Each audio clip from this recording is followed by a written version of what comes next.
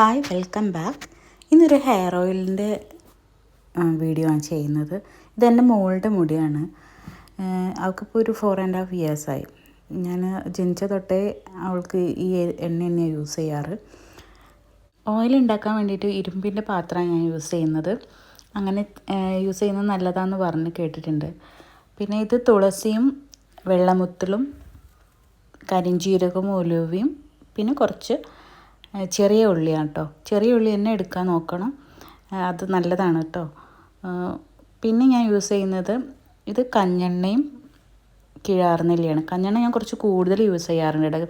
കഞ്ഞെണ്ണ എന്ന് പറയുന്നത് നമ്മൾ ബ്രിങ്കറാജ് എന്ന് പറയുന്ന സാധനം കേട്ടോ. പിന്നെ ഇത് ആര്യവേപ്പിൻ്റെ ഇലയും കുറച്ച് ചെമ്പരത്തീൻ്റെ മൊട്ടും പൂവും ഞാൻ യൂസ് ചെയ്യാറുണ്ട്. പിന്നെ ഇത് തുളസീൻ്റെ ഇലയാണ് കേട്ടോ. ഇത് 1 ലിറ്റർ വെളിച്ചെണ്ണയാണ് ഞാൻ യൂസ് ചെയ്യുന്നത്. നമ്മൾ ചക്കന്ന് ആട്ടുന്ന അവിടുന്ന് വാങ്ങിക്കുന്നതാണ്. 1 ലിറ്റർ വെളിച്ചെണ്ണ നമ്മൾക്ക് ഒരു വർഷമല്ല അതിലും മേലെ യൂസ് ചെയ്യാൻ പറ്റും കേട്ടോ.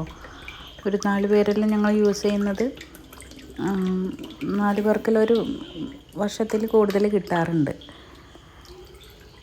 പിന്നെ ഇതിലേക്ക് ഞാൻ ഒരു 100 ml ആവണക്കെണ്ണ ഇല്ലേ, അതും യൂസ് ചെയ്യുന്നുണ്ട്.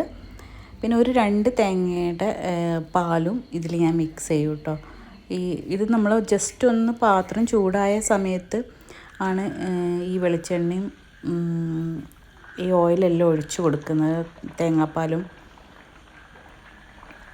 ജസ്റ്റ് ആ പാത്രം ഒന്ന് ചൂടായാൽ മതി കേട്ടോ. പിന്നെ അതിലേക്ക് ഞാൻ കരിഞ്ജീരകവും ഉലുവയും ഇട്ട് കൊടുക്കുന്നുണ്ട്. പിന്നെ ഇതിൽ ഞാൻ പറയാൻ വിട്ടുപോയ ഒരു കാര്യം, ഈ കറ്റാർവാഴയും നെല്ലിക്കയും ഞാനതിൽ ആഡ് ചെയ്യാറുണ്ട് കേട്ടോ. ഞാനത് വീഡിയോ എടുക്കാൻ വിട്ടുപോയതാണ്. ഈ എണ്ണ തിളച്ച് വരുന്ന സമയത്ത് ഈ അരപ്പ്, നമ്മൾ ഇലകളെല്ലാം കൂടി അരച്ച അരപ്പ് അതിലേക്ക് ഇട്ട് കൊടുക്കുക. എന്നിട്ട് അതിന് ശേഷം നമ്മൾ നല്ലോണം മിക്സ് ചെയ്ത് കൊടുക്കണം കേട്ടോ. മിക്സ് ചെയ്ത് കുറച്ച് ഒരു 1/2 hour 3/4 മണിക്കൂർ എന്തായാലും എടുക്കും ഇത് എണ്ണ പാകമാവാൻ വേണ്ടിയിട്ട്. ഇതിൻ്റെ ഒരു പാകമാവുന്ന ഒരു കണക്ക് എന്ന് പറയുന്നത്, ആ അരപ്പ് നമ്മൾ ഇട്ട ആ അരപ്പില്ലേ, അത് നന്നായിട്ട് ക്രിസ്പിയായി വന്ന് ഒരു നല്ല ഡാർക്ക് ബ്ലാക്ക് എന്ന് പറയാൻ പറ്റില്ല, കുറച്ച് നല്ല ഡാർക്ക് ഗ്രീൻ വരുന്ന സമയത്താണ് നമ്മളിത് സ്റ്റോപ്പ് ചെയ്യുക. ഇത് എണ്ണ അരിച്ചെടുത്തതിന് ശേഷമുള്ള ഇതാട്ടോ.